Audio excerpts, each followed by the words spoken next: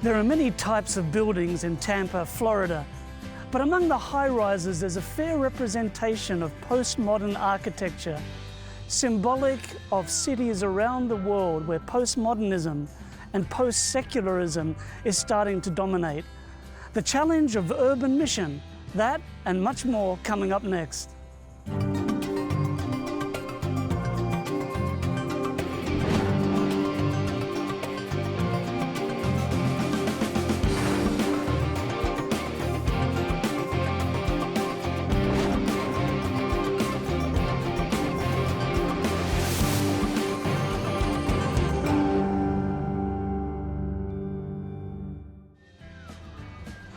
Hello, I'm Gary Krause and welcome to Mission 360, coming to you today from Tampa, Florida in the United States. On today's program, we'll visit Port Charlotte, just south of here, where we'll see Compass communities making a difference in the community as they feed people, they clothe people, they show love, and they share the good news about Jesus Christ. We'll also learn about Chinese characters, the alphabet, and how that depicts stories from the Bible, connecting God's holy word with the Chinese people. But first up, let's travel to London in England, where Anna and Sam literally go to the streets of that city with the Sabbath Sofa. No matter where you go, you find that people are tired. The stress of daily life can be overwhelming. We created the Sabbath Sofa to introduce to people the idea that they can rest each and every week. Our last two adventures took place at Marble Arch and Soho in London. Take a look and see how the Sabbath Sofa was received. Hello, Sam. Shireen. Shireen, Hamida. Hamida, and Munna. What do you do for a living? I'm in the Royal Marines. Are you tired? Yes, I am. I don't know, I've been walking for a really long time. What time did you start work? I started at 3. Commuting makes you tired. The news make me a little bit tired, but more than tired of listening. But news, tired that like people they say they are tired, but they should do something like rather than complaining. I don't know. I've done a lot of walking. Okay. And walking tires me out a lot. All right. Okay. But you said you're tired mentally. Why are you tired mentally? The things you see, the things you hear, the things you smell when you're out in Afghanistan, Iraq. Oh, really? Have you been to Afghan? Yes. Wow. Okay, what about you? Anything else that gets you tired? The evil in this world. Wow. Now I'm looking for a new job because I've got no more energy to do it. Sometimes watching the news, you do get bored, and then it reaches a point where for me, I just don't watch the news sometimes. Right. Imagine with me, imagine that you could take 24 hours out of your life every single week, let's just say from a Friday sunset to a Saturday sunset. Okay. And in that time, you could rest. Amazing. That sounds incredible. Yeah? Sounds like a dream. A dream? Dream come true. Really? Yeah. I do need a day like that. And it sounds like my own small world. You need a day where you can just not think of anything, just relax, and have a moment to like refresh yourself for the next day. And it's a day that we just take time out to remember we were not designed to just keep going. I think it's brilliant. Anytime you can give to anybody, and to either it's from your time or money or whatever, if you just do good, it's perfect. I'd like to challenge you today that for this coming week, whatever you're doing, to take some quality time out for yourself and for your family to rest. I'm really grateful you Me too, really. Very nice talk. It's Thank really you. nice that you could just hear about the Sabbath for yourself. I hope you get an opportunity to discover I hope it for so. yourself. I really hope so. You can see that people are eager for the Sabbath without even knowing it. The Sabbath Sofa is just one of the many ways that you can witness to the people around you. How will you tell people about the good news of Jesus?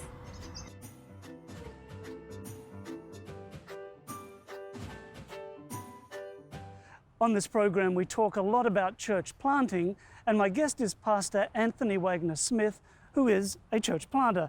Thanks for joining us, Anthony.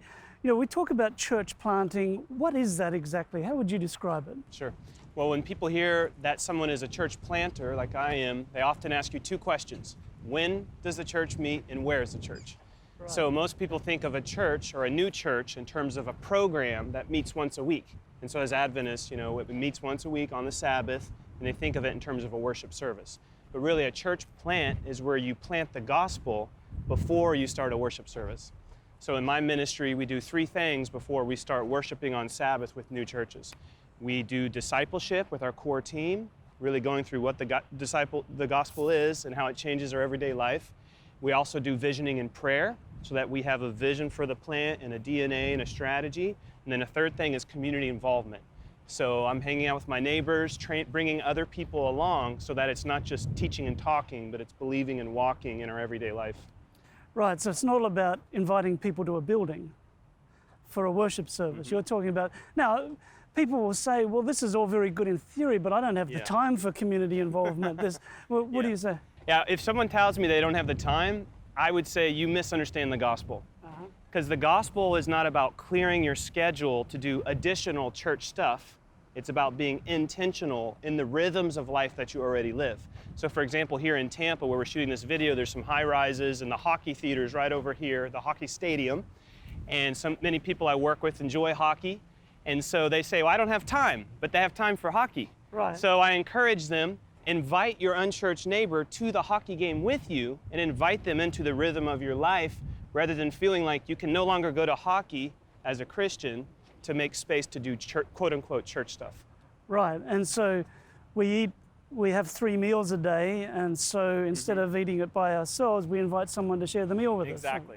Now, Anthony, tell me a little bit about your church planting background. Yeah. Sure. Well, I've pastored established churches and districts, and over the course of time, God really opened doors for me to work full-time as a pastor with developing new churches. And the first one that we planted is called Compass Communities, and we were there for 3-4 years, and I trained up 2 of our elders to really take the lead with that church. We started as 2 house churches that moved into a community center, and it's a multi-ethnic, multi-economic church that's just really making a dynamic impact in that community. And then after that, we moved to Tampa. We started a new church a 1.5 years ago, and I also work as a coordinator with other pastors in the area, making plans, praying together, and then developing strategies to facilitate new churches. So let me ask you a fundamental question. Why do we focus on starting new congregations rather than just filling up the ones we already have? Sure. I mean, it's an issue, especially in Western contexts. But if a church hasn't grown for 20 years, if it continues doing the same thing, it's probably going to have the same result.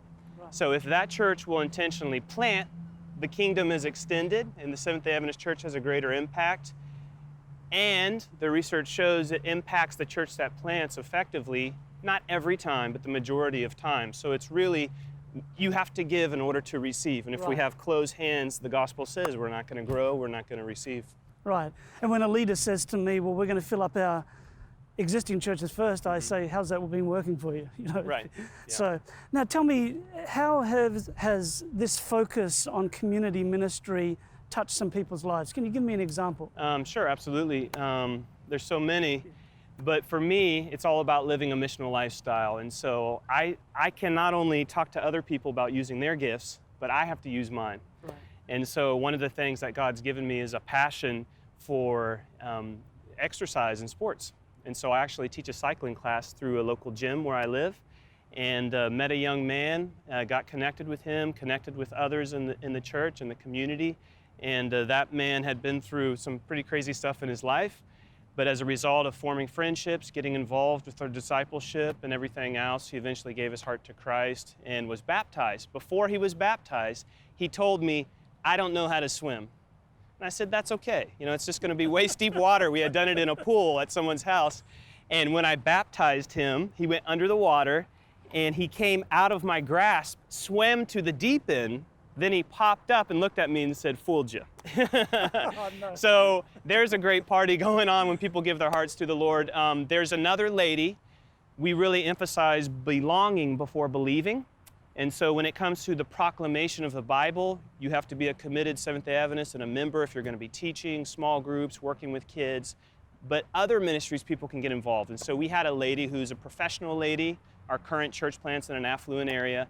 and she's a director of communication for a national company. She got involved with the church. She came to our orientation for new members and things we do, and I said there's two ways to join the church, either baptism or profession of faith, which means you've already been baptized. And so she checked profession of faith, and I said, tell me about your baptism. She said, I don't remember it, I was 6 months old. Oh, serious? She was baptized as an infant.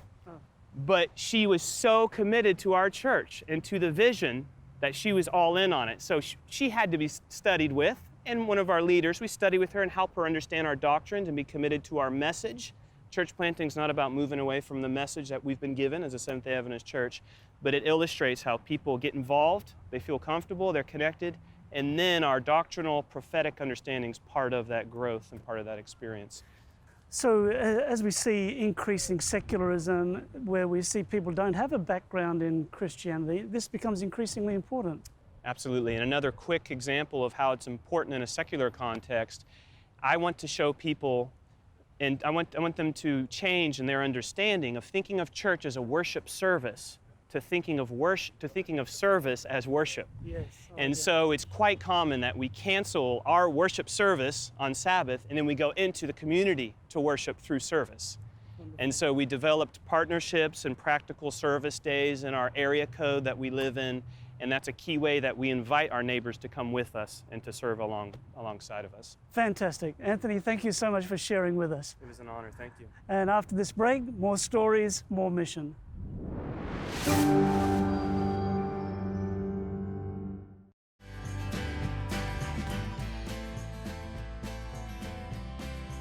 Welcome back to Tampa, Florida. Next up, we travel to Bangkok, Thailand, where Rick McEdward learns the fascinating way in which Chinese characters depict scenes from the Bible, providing connection points between Scripture and the Chinese people. Thanks, Gary. Here with us today is Dr. Samuel Wong, good friend of mine and experienced missionary. And Dr. Wong, I hope you don't mind if I ask you a few questions. Sure, go ahead. All right. Tell us, first of all, what is it that you're doing with your work and your sharing of the gospel today? I'm right now working as a Chinese evangelist for this region in SSD and especially in SAUM. Okay, so the SSD is the Southern Asia Pacific Division, and SAUM is the Southeast Asia Union. And these are areas that have large populations of Chinese people. Yeah, outside of China and Taiwan, the largest Chinese population is in Thailand. Okay. And then you have the Chinese in Malaysia and Chinese in Singapore, as well as in Indonesia. So there's large groups. When you speak to the Chinese people and you're doing some evangelistic outreach, what kind of approach do you use with them? I normally would go from the Chinese culture, from the cultural gateway, to go from there to the Bible. Because Chinese are normally quite proud of their own culture, history, and traditions. And there we find a lot of similarities that we can still use to pave a way to the Bible truth. Okay, so you have found some connections that are evident between, say, Chinese language and culture, history, and Bible truths? Yes, today with the Bible we have is a written version. We have like 3,500 years, but the human history is much longer than that. So for the first 2,500 years, the revelation of God was not written, but we have Noah, we have Enoch, we have Adam. They all received revelation from God. That I believe must have been passed down through oral by word of mouth. Okay, so these oral traditions, you have found that there's some very specific connections. Can you give a simple one? I don't know, maybe there's something about Noah or Enoch or something that could be simple for us to see that connection.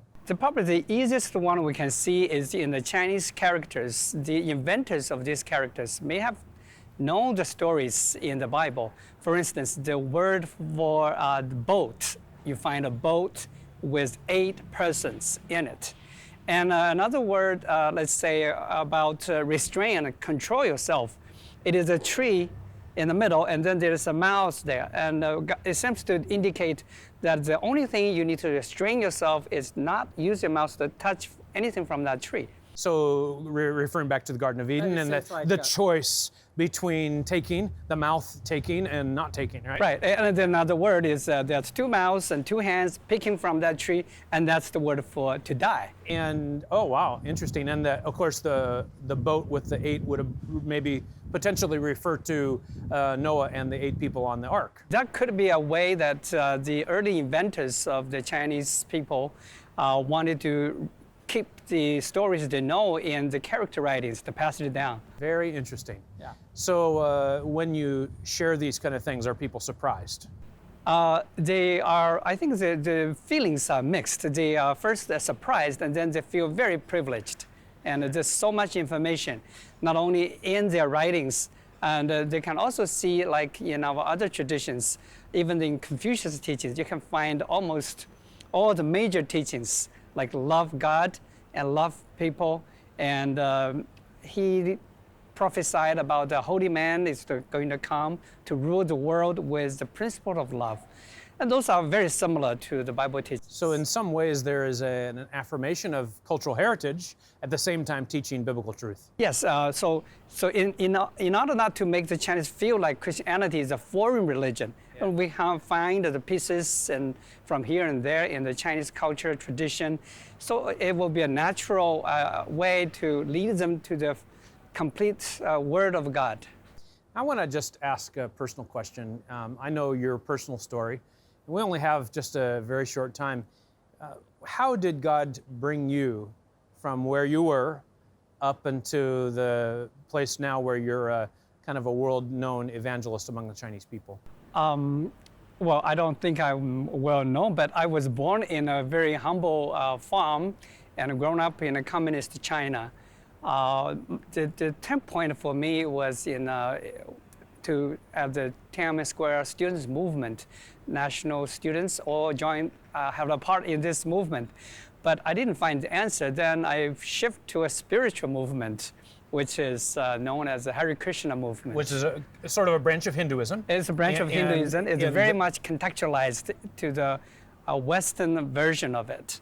Okay. And I become attracted to this movement, and actually was doing quite well in that movement. But when I started to try to preach to others, I run into Adventists, and I run into Spirit of Prophecy, and the book of great controversy just convert me. Change your life. Change my life, yeah. Since you became a devoted Adventist Christian, you've been developing all kinds of resources. Over the last 2 years, you've added a couple more resources to help explain faith to others. Tell us about the Back to the Beginnings books that you've shared with. That Back to the Beginnings is a new contextualized Chinese resource for reaching the Chinese, and that is a project I started with the Center for East Asia Religions. It used to be the Buddhist Study Center, and I had a privilege to work with the center for the past 4 years. And this book is a new way to reach Chinese, not only use the Bible, but start from the Chinese culture and to pave ways and build bridges to lead the Chinese to the Bible truth. Wonderful. Well, thank you so much for joining us today. And I just want to say, you know, there's many ways of sharing our faith, and what Dr. Wong has shared with us today is just one of them. I encourage you to make friends with your neighbors and share your faith. Back to you, Gary. I invite you now to pause for a few moments. And as you watch this video, as you see the images, as you listen to the words of this song, please remember in prayer those who are serving on the front lines of mission. The song is called Missionaries Need Missionaries Too.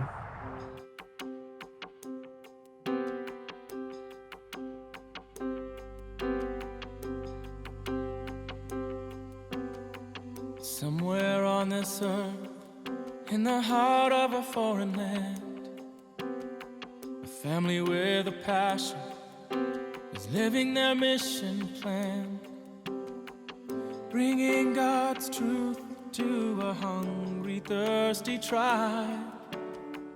knowing well their lives are always on the line. Missionaries need missionaries too. They need the prayers of loved ones, they need love from me and you.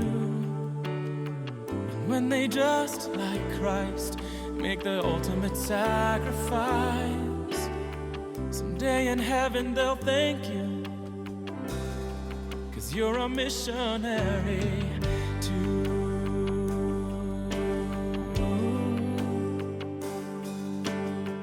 Somewhere in jungle skies is a plane that's saving lives, bringing cures to ease the pain, bringing sight to darkened eyes. They carry on their work through the storms and through the night, never-ending labors to bring souls the light. Missionaries need missionaries too. They need the prayers of loved ones, they need love from me and you. And when they just like Christ make the ultimate sacrifice, someday in heaven they'll thank you, for you're a missionary too. In the streets or a village, their work may go unseen. For the sake of Christ they sacrifice their own needs. Remind them that you love them, give them what you can, 'cause your mission field is very real. Help them carry out God's plan. Missionaries need missionaries too. They need the prayers of loved ones, they need love from me and you. When they just like Christ make the ultimate sacrifice. Missionaries too. They need the prayers of loved ones, they need love from me and you. And when they just like Christ make a loving sacrifice,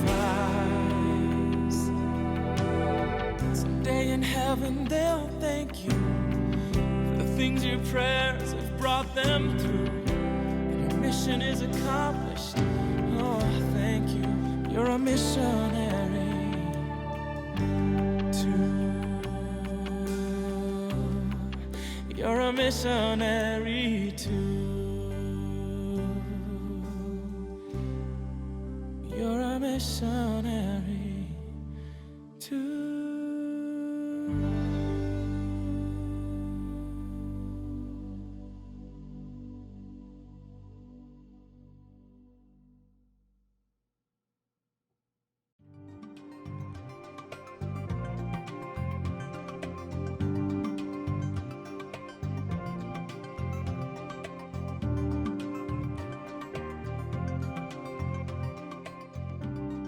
Well, thanks so much for joining us on today's program, and I hope that you've been inspired and challenged by our 360-degree view of mission around the world, from here in Tampa to China to London, across the globe. People are sharing the light of God's love, and thank you so much for your continuing prayers and financial support for mission.